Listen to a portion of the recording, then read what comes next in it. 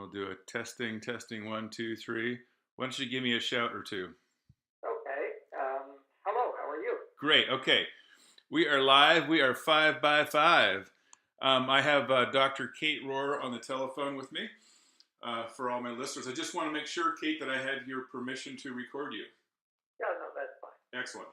I Now, mean, the things we're going to discuss are what I used to discuss when I was on the finance committee at the hospital.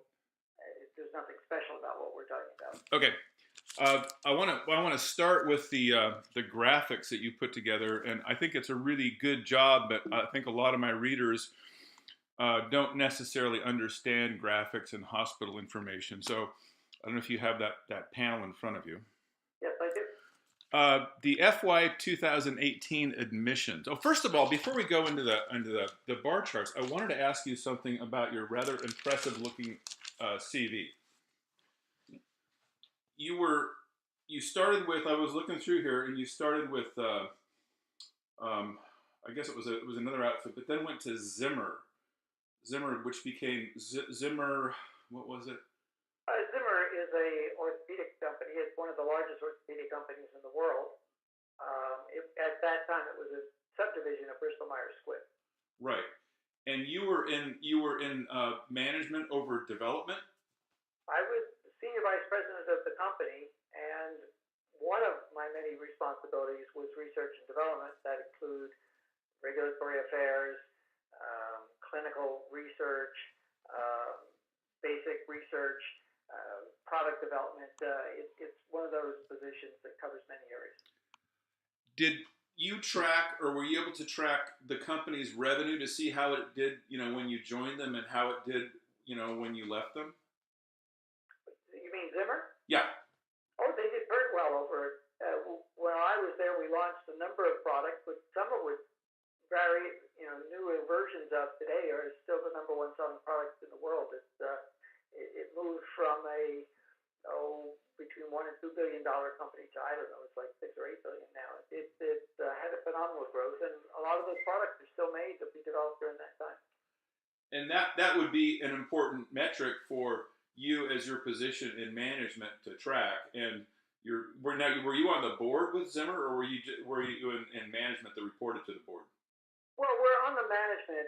There's in most of those very large companies, there's operating boards, and then there's a overall corporate board, and I was on the operating board.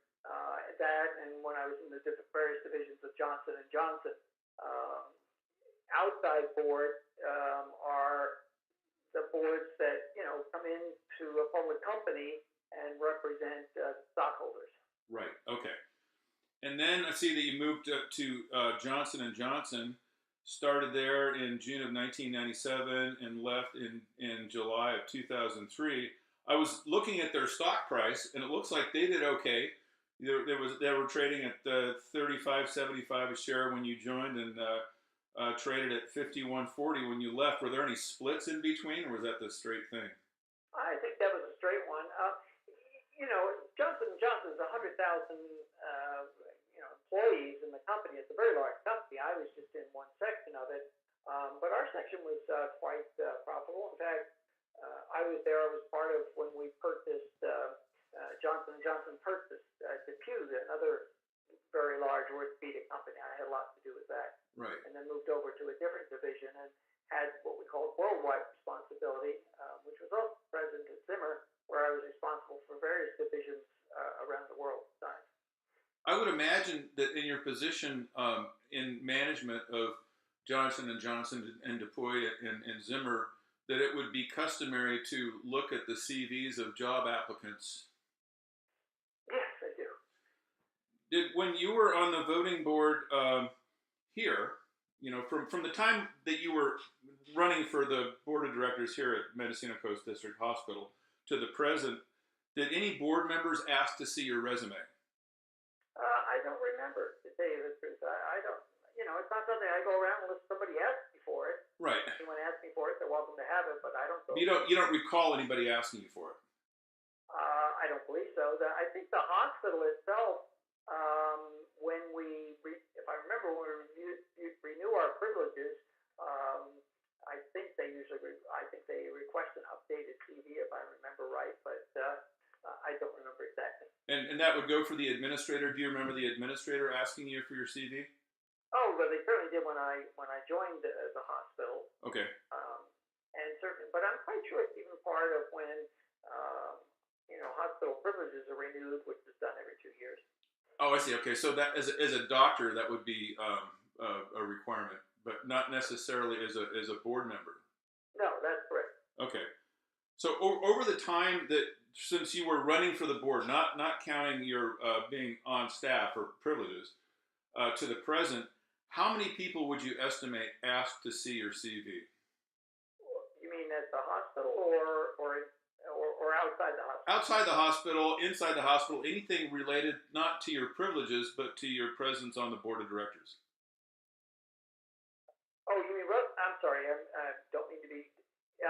You're asking how many people would ask relative to my work on the hospital there. Yeah, exactly. I'm thinking if I want you to work with you on my board, I'd want to understand where you've been, and I might want to see your CV to understand that. Yeah, I don't think anyone ever requested. Okay, that somehow doesn't surprise me. All right, we're going to go through these panels one by one. I'm going to have some follow-up for you. The FY 2018 admissions. What I'm looking at is a trend line that looks like a decline in admissions over a 3 or 4 year period, 3-year period. That's right. And these data are taken from? Okay. First of all, let me make a couple points. Remember, graphics like these, they don't tell you the why, but they do give you a picture of raw. It's just a way of presenting otherwise raw data that would appear in a spreadsheet. And each month, the hospital has published forever, for many, many years, a tabulation of how many admissions come into the hospital and in what various categories and such. And that's a publicly produced document at each board meeting. And this is data just taking the data off of those that information that's handed out to the public and putting it in a graphic form. Right. Okay. So I'm seeing a fairly significant drop in admissions over a 3-year period, if I'm understanding this correctly.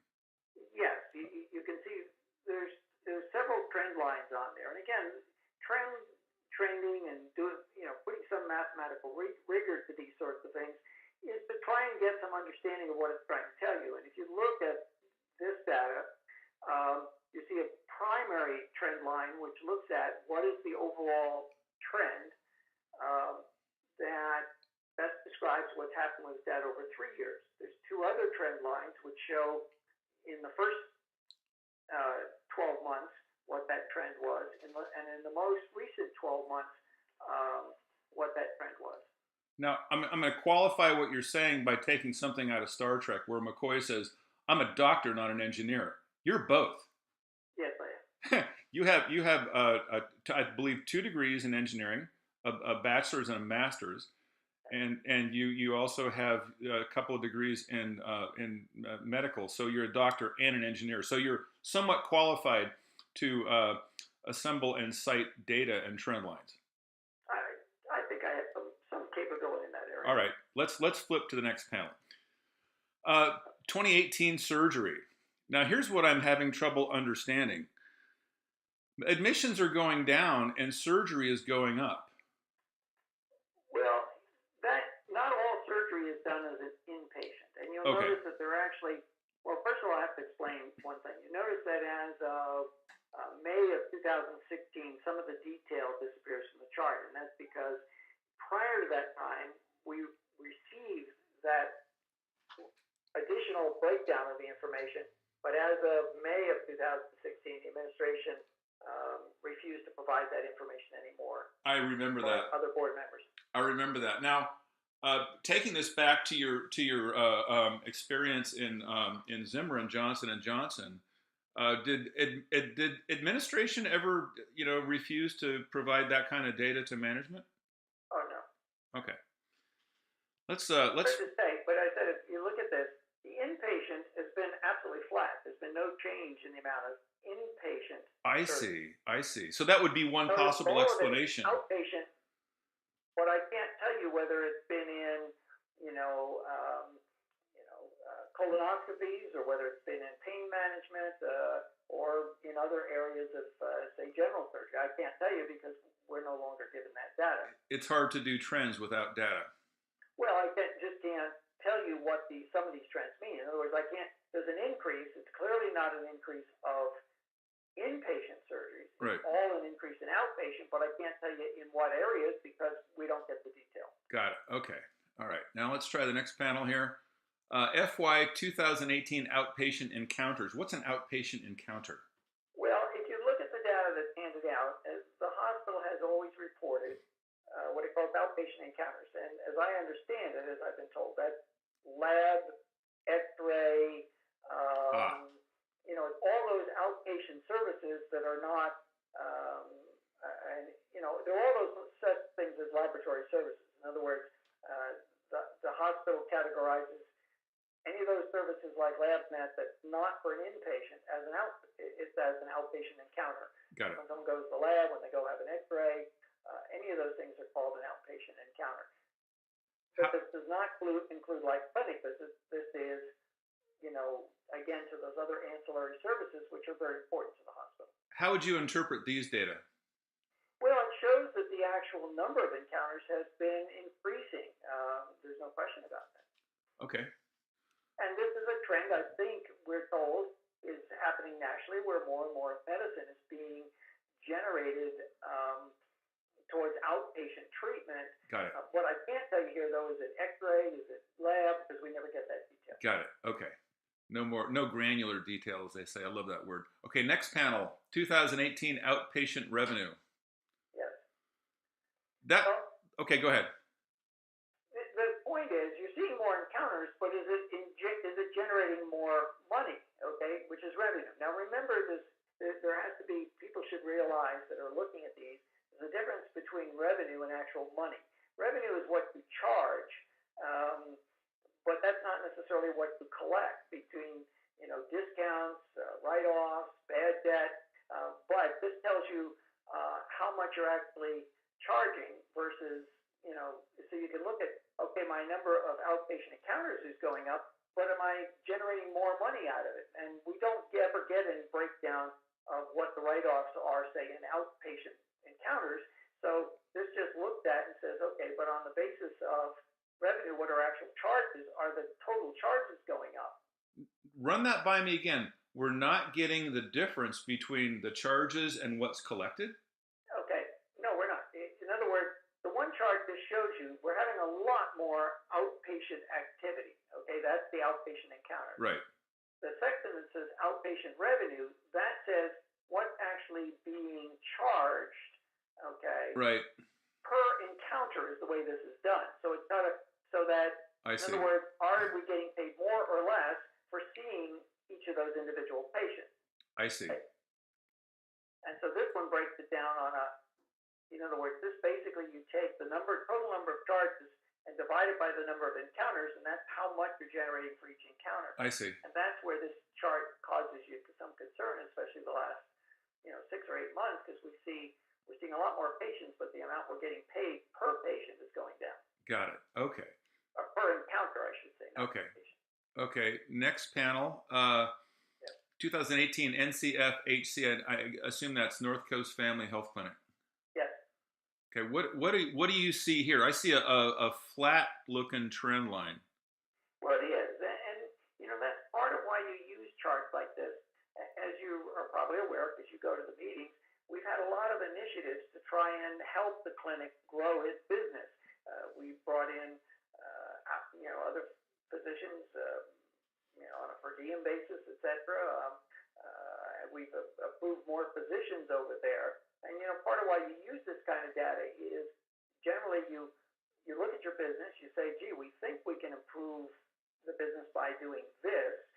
You then make that change, and then you track it and see if it made the change. And this just says, yes, despite all the hard work people are doing over there, the trend is absolutely flat. And so the initiatives we've done do not seem to be making any significant change in the overall, trend of the business. Got it. Okay. Next panel. Clinic visits, again, this doesn't tell us how much, money the hospital is earning over there, but it's a good measure of what your business is, since your business is seeing patients and taking care of their problems. Right. Okay. Next panel, 2018 ER visits. Yes. I see a slight increase in the trend line for ER visits. Yes. Anything that you interpret from these data in particular? No, it's been fairly flat. Now, you do see, again, in that most recent 12 months, there seems to be an uptick the last 12 months. There's also a second part of that graph, if you look, and it's what percentage of them are admitted. And again, one of the things that hospitals look at is how much of our ER patients then become inpatients, and it tells you, again, should we be building our ER business more? If you remember, there was an initiative, and I have no idea since we're not there very often anymore in Fort Bragg, but if you remember, they were going to move some of the visits in the ER out to an outstanding clinic because they were, kids who had a snotty nose, but there's no doctor open, and the mother has to go someplace to know why he's got the fever. Mm-hmm. So that was going to be moved out. I don't know if that program's still ongoing, but you can use those kinds of things to help you decide, how to run the business. And this is just another way of looking at how important is the ER visit to the admissions. And what we can see is the percentage of admissions that come from the ER hasn't changed. The ER business is anything going up, so the drop in admissions is clearly not related to some loss of activity in the ER. The ERs remain constant, yet admissions keep dropping. I see. See what I'm saying? Yep. One of the important parts is to tie these together. And if you think a lot of your admissions come through the ER, maybe the reason your admissions dropped is because the activity in the ER has dropped. But we see the opposite here. Right. The trend is up in the ER, but down in admissions. So it's not because of limited ER visits or percentage admissions. Got it. Okay. Next panel, 2018 ER admissions. Right. And this looks at, and this tells you what I just basically told you, but it puts it in graphic form. If you look at the percentage of admissions overall in the hospital that come from the ER has not changed. But what changed is admissions for any other reason have gone down dramatically, while those that come through the ER as a percentage of total admissions hasn't changed. And you can see that. See how much the gap between the top of the purple bars and the red bars are pretty flat, but the top of the purples has dropped dramatically. Got it. Okay. So the ER is not the issue on the dropping of admissions. Right. Okay. All right. This is helping. Next, gross revenue per inpatient day. Yes. Okay. Now this is gross revenue.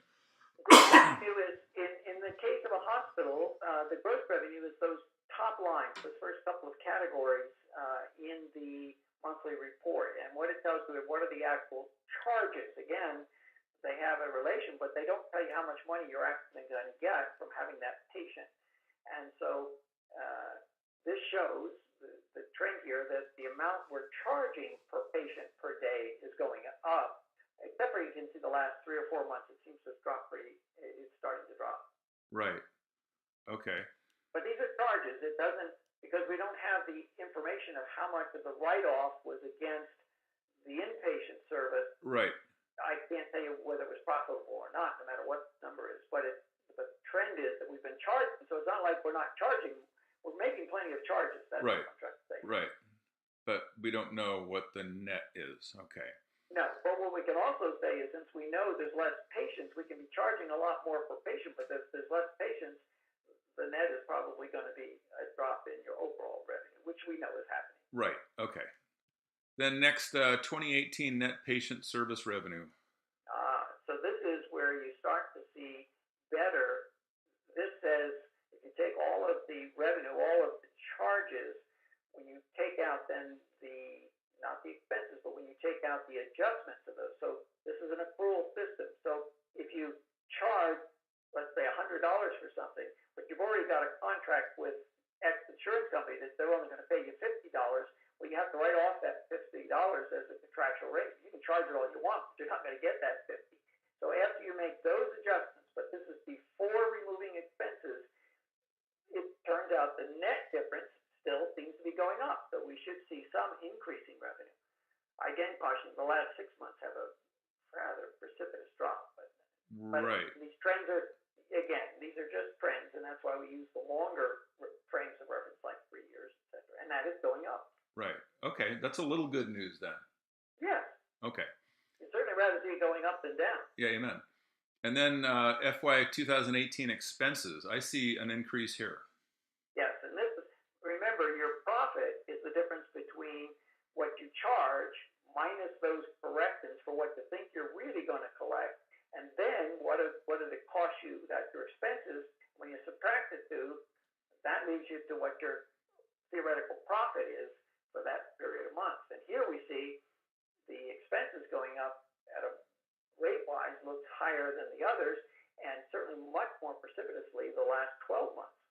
So, I mean, this is not good news. This is your your revenue may be going up, but your expenses are also going up, and if the expenses are going up faster than the revenue, those lines cross, and then you're in deep trouble. And this month, our expenses exceeded that net revenue, and that's why they reported a loss. Right. Okay. And then next, and I think this is next to last, the FY 2018 contractual write-offs.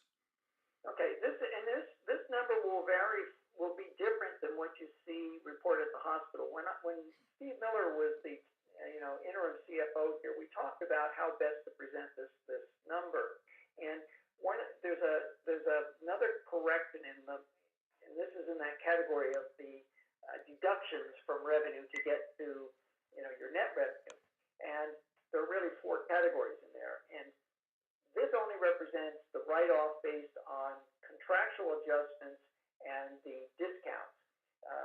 We purposely, when the committee discussed these graphs when we first started to develop them, and when Steve Miller was there, we agreed that taking bad debt into this, adding that into this write-off calculation, that bad debt flows for lots of other different reasons and really doesn't have to do much with your contractual. What we were trying to figure out is how much should we be writing off? In other words, if you look at if our contractual and our discounts come to 3% and we get discounts we have to give somebody in order to get their business. Right. If the next contract comes in at 55%, well, that's not good compared to our present business, but if it comes in at 50, well, that's a better contract. So we were using this to help us figure out when we deal with these other insurance companies on contracts, what are we giving away or keeping? I mean, is this a good or bad contract? And this is the way. So we left bad debt out of this, and that's why you'll see the write-off calculation reported in the monthly statements to be different than this number because we agreed not to put bad debt in here because it doesn't help us, and it involves a whole other factor. That red trend line toward the right-hand side of the graph does not look like good news. That's correct. Okay.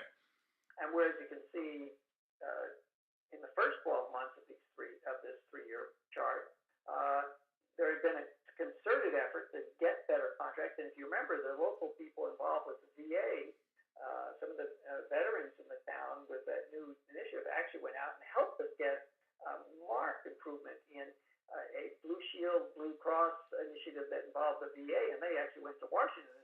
That's why you see that Really? good news. Everybody was fighting to fight these companies and their terrible write-offs, and some of the local citizens made a huge impact. So public participation paid off. You betcha. Okay.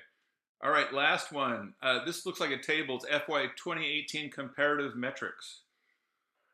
When I first went on the board, I had the problem of I didn't know, how do I know what's a good number or bad number? If I see a report of the total margin, say, or the cash flow margin at the end of the month, I know what those numbers mean, but I don't know whether it's good or bad relative to what our other peer hospitals. Well, it turns out looked up and found that there were three different universities that got together and specifically in trying to help critical access hospitals analyze whether they were doing well or poorly relative to their peers, and they had these wonderful metrics that they came up with. Benchmarks. Very representative of a critical access hospital business. They then systemized it, and they actually give anyone who wants it a spreadsheet, and you take what's called the cost report that your hospital generates, and you plug the numbers out of, it'll say, from column X of sheet number 3 in the fourth, paragraph, you pull the number out of there, and then you plug that into this. And all the critical access hospitals nationwide, this is being done for them. And in fact, this group, get what your peers are doing all over the country, what your peers are doing within your state, because so much, insurance regulation is statewide, and then you can take your numbers, or they'll do it for you, and plug in from your cost report, and then you can compare those numbers to other hospitals. And so we thought this was great, and the whole committee agreed this was a great number to follow. And so this just plots those numbers established by that group into their spreadsheets, and this is what it generates for you. And the right-hand column is that benchmark, the state benchmark that the universities put together. If you take all the 33 critical access hospitals in California, that's the median. It doesn't make a judgment with whether this is good or bad, but it says 50% of the hospitals are doing worse than this, and 50% are doing better. And so that marked us against the median of other critical access hospitals in California. As I read this chart, reading left to right, I go 2014, 2015, 2016, 2017, and then 2018 is largely, let's say, projected or partial. But we have 4 years of data compared to the benchmarks for critical access hospital. If I read this correctly, because red is bad and green is good. Correct. I see a decline. Well, what you see, if you look through this, is you see a lot of red, okay? Yeah, more red every year. Pardon? More red every year.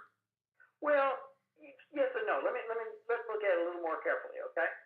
Go ahead. You'll notice that there was a lot of green in 2016. A lot of that is due to the fact, if you go back and look at it, that's as we came out of the bankruptcy. And so a lot of those numbers improved simply because we paid off a lot of bills. I mean, we took money out of the LACE account.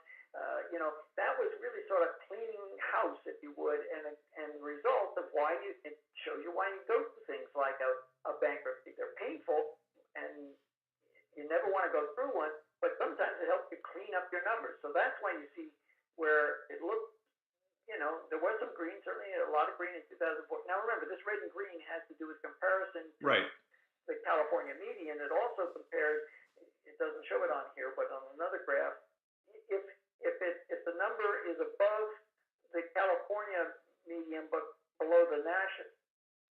Hello? I'm here. Okay, I'm sorry. I must be something on another line. Anyway, so this is it where you are relative to the California median. Right. And so a lot of the green you see, but there's a couple areas, notice, where it's always been nice and green, and that's good news. But there's something in it. For instance, if you look at days in net accounts receivable, days in gross account receivable, those have been green all along. That means we're at least getting our bills out and getting paid on them. We're as good as any hospital at getting the bills out, okay? Right. If you look down on salary to net patient revenue, that takes, and it looks at, relative to the money you're making, how much are you paying for your employees? It's all good. So our employees are, again, I'm not going to argue specifically but they're certainly not the problem, because what we do, that ratio is below the median, okay? Right. Which is a good thing if you want to be profitable. Right. You also notice that the actual salaries, the average salaries per FTE, have continued to improve to the point they're in the green now. Right. So as a business person, you look at this and you say, well, at least the individual salaries in that don't seem to be the problem. So again, you're trying to use this data to help you understand what's working well and what's not working well. And so you can see by this chart, certainly getting the bills out on time and such, it looks like, our salaries and that are certainly, not the big problem, and they've certainly improved on any of these ratios here. And that doesn't say you wouldn't like to pay the people more, but at least it's not the reason you're struggling. Okay. Let me ask you some questions comparative to your experience in corporate America, right?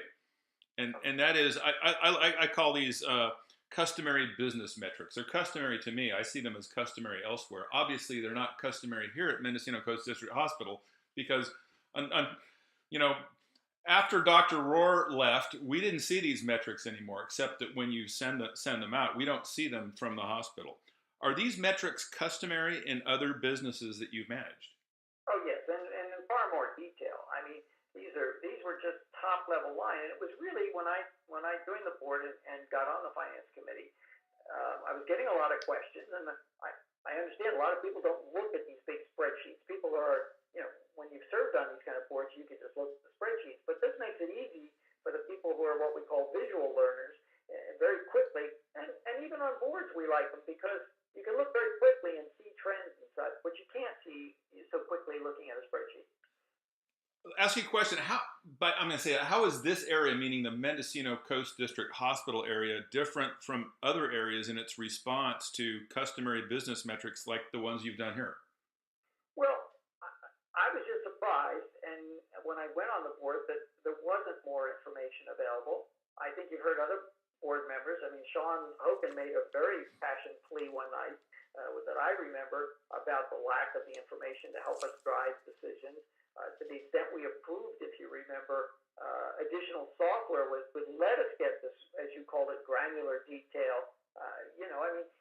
If you want to operate your business and make good business decisions, it helps if you have more data. And there's a huge, I've never been associated with a business that has so little data available to me. Is there any comparison between customary business metrics for a governing board and EKGs for a doctor? Well, I think you're making it. I see your analogy, and it's a good one, is that, your EKG gives you a sense, a graphic sense of the health of the patient. These business graphics, again, give us a graphic presentation of the health of the business. I think it's a good analogy. Remember, these trends don't tell you the why, but it tells you where to look for the why and the why. Right. That's why we use these numbers.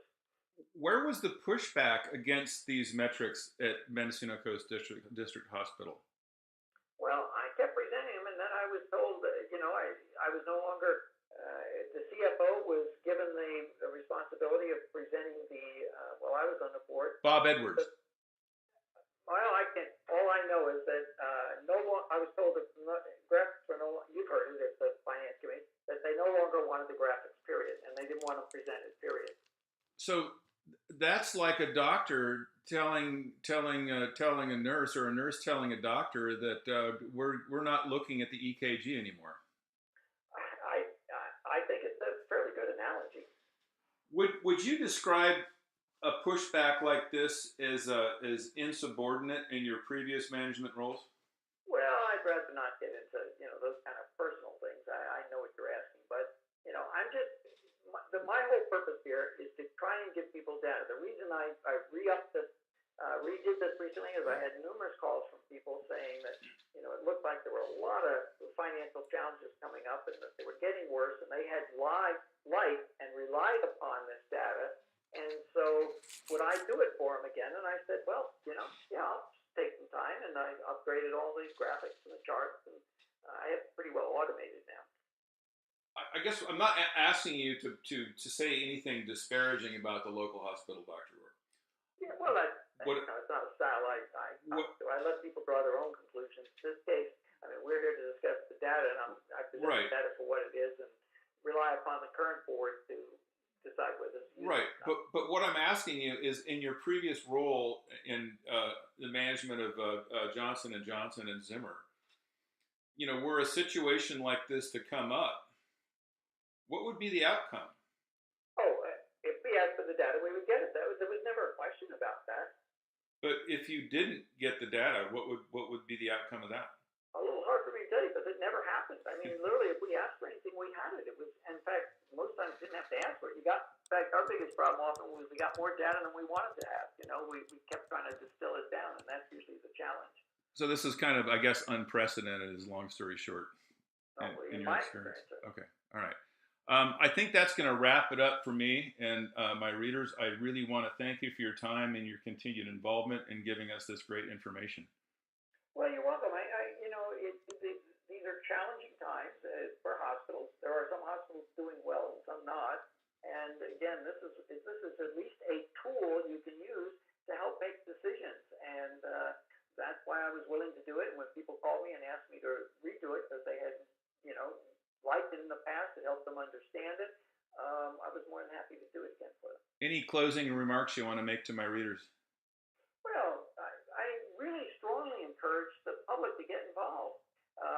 The best example I can give is when we had that horrendous, it was right shortly after I came on the board, we had this contract put before us by Blue Cross. It was one of the Blues, I don't remember, Blue Cross Blue Shield or some amalgam thereafter, where they were going to be, there was some special program that Congress had initiated, and we were sort of given this contract that said, you know, this is it, take it or leave it. And horrible. I mean, this was financially a disaster compared to what these charts told us.